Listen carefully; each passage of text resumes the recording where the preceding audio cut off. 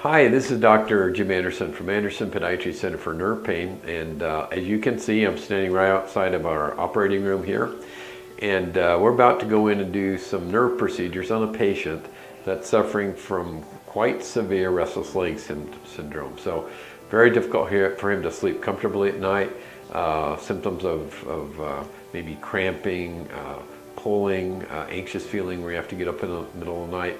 Those are the kinds of symptoms that this patient has. But really what this video is more about is intraoperative nerve monitoring. It's something we've been doing longer than any other place in the country or the world, and we probably have been doing more of these than any other facility.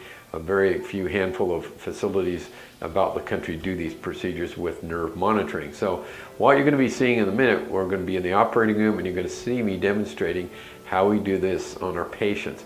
Basically what I'm going to be doing is opening up some tight nerve tunnels, and before I open the tunnel I'm going to be stimulating the nerve and seeing how much of a impulse goes into the patient's muscle, and then I'm going to do it afterwards. So we can actually measure in the operating room the improvement that we're gaining for these nerves as we do our procedures.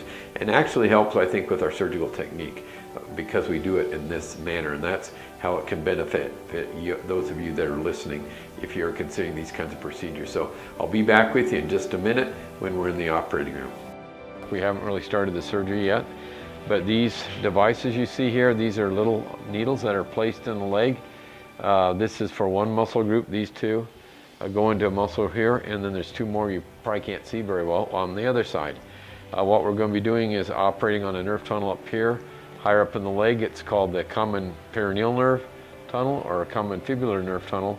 And when I'm in surgery, I'll be using this little device. It's called a stimulating probe, and I'll be stimulating the nerve, seeing how much of a signal goes into these muscles, and then once the tunnel's open, we're going to do it again to see how much improvement that we gain. So we'll be back in a minute when we're actually doing the surgery, but this is the basic setup that we have for the patient, and they are numb, so they're not feeling any of this as we're doing it, and they are not feeling the probe. So we'll be talking to you in a minute.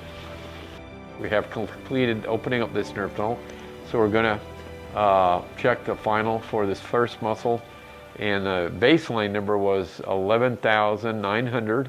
So we're going to stimulate the nerve and see what we're getting.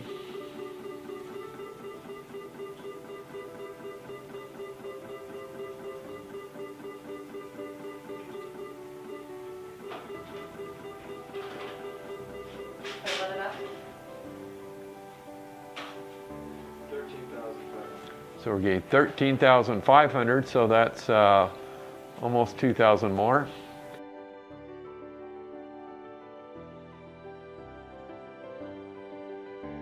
And now we're following up with Wade at 6 weeks from when he had surgery.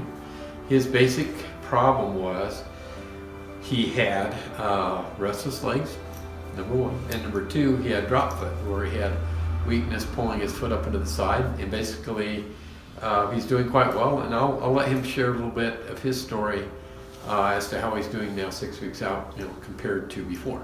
So, well, the restless leg has definitely improved. We've gone from keeping me up at night and kicking my wife and making her not sleep to where we're having restful nights, and that's probably about a 90% improvement there. So it still have a little bit occasionally, but it's definitely a major improvement.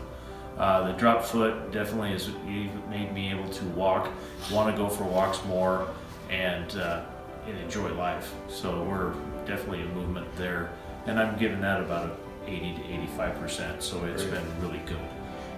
And two, Wade, you're a little, some people have really bad drop foot where it's there all the time, and yours is more exertional, meaning the more you did, the weaker. The more I did, the end of the day it got worse, and in the evenings and things like that. So it wasn't terrible, but it was definitely, I didn't want it to get worse. So didn't realize when I first came here that what we did, one treatment did fix both of them. So that was a major benefit. Right. And so if I can kind of scan down there, may not see it too easily, but that's an incision there. These are nerve tunnels, folks. These are nerve tunnels that we opened up. The tunnels become tight, and especially this nerve tunnel, this is the superficial peroneal nerve, and the one up here called the common peroneal nerve. These two tunnels seem to be primary for restless leg, but also this one for drop foot, the common peroneal nerve. And then over here is another incisional area we gained access to a nerve tunnel back here on the back that affects the bottom of the foot. And that too can cause restless leg. This is called the soleal sling tunnel. So pretty much there are 3 nerve tunnels. Again, tunnels become tight, they damage the nerve, they're squeezing on the nerve, and we just get rid of that pressure. The nerves can work and function more better, more improved, I should say, and help with the restless legs and the drop foot. So he's been great to work with. He's a great patient and a nice guy too. So we've enjoyed him, and I mean, he's 6 weeks out, and he should just continue to get better. So appreciate you sharing Thank you. this information. Thanks.